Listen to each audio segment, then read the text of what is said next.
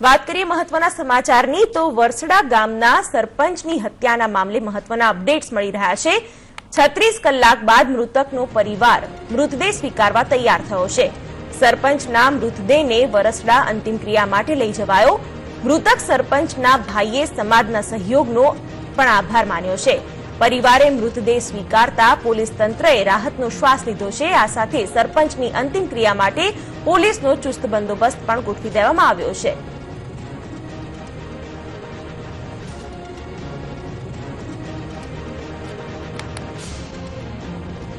વરસડા ગામના સરપંચની હત્યા કરવામાં આવી હતી।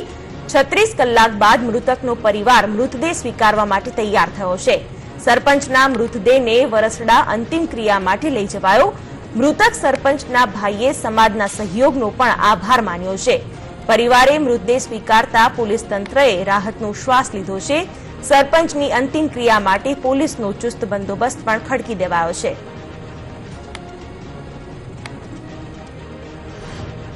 36 કલાક થઈ ગઈ છે સિવિલ હોસ્પિટલમાં હજી હાલમાં અત્યારે બરોબર અત્યારે અમે લઈ જઈએ છીએ।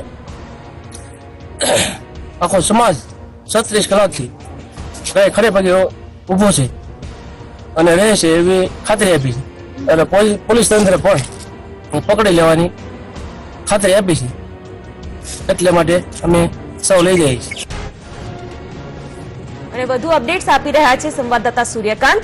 જે સૂર્યકાંત 36 કલાકના ગાળા પછી મૃતકના પરિવારજનોએ મૃતદેહ સ્વીકાર કર્યો છે। સરપંચની હત્યા કરવામાં આવી હતી છરીના ઘા ઝીંકીને। પોલીસે ખાતરી આપી છે કડક તપાસની। શું વધુ માહિતી મળી રહી છે?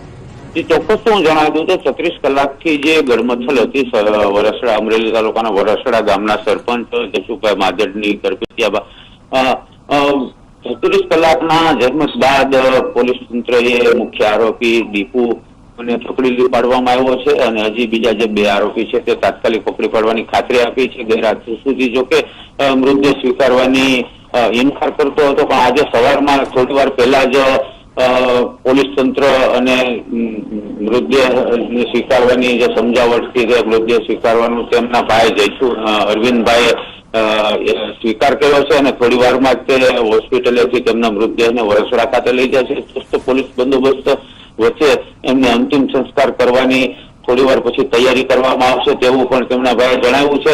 હાલ તમામ તંત્ર એ આશ્ચર્ય અનુભવ્યો છે અને જે સરપંચ જયસુખભાઈ માજડનું મૃત્યુ થયું છે તે પરિવારે થોડી વારથી પહેલા જ એનો મૃતદેહ લઈ જવાની તૈયારી કરી છે।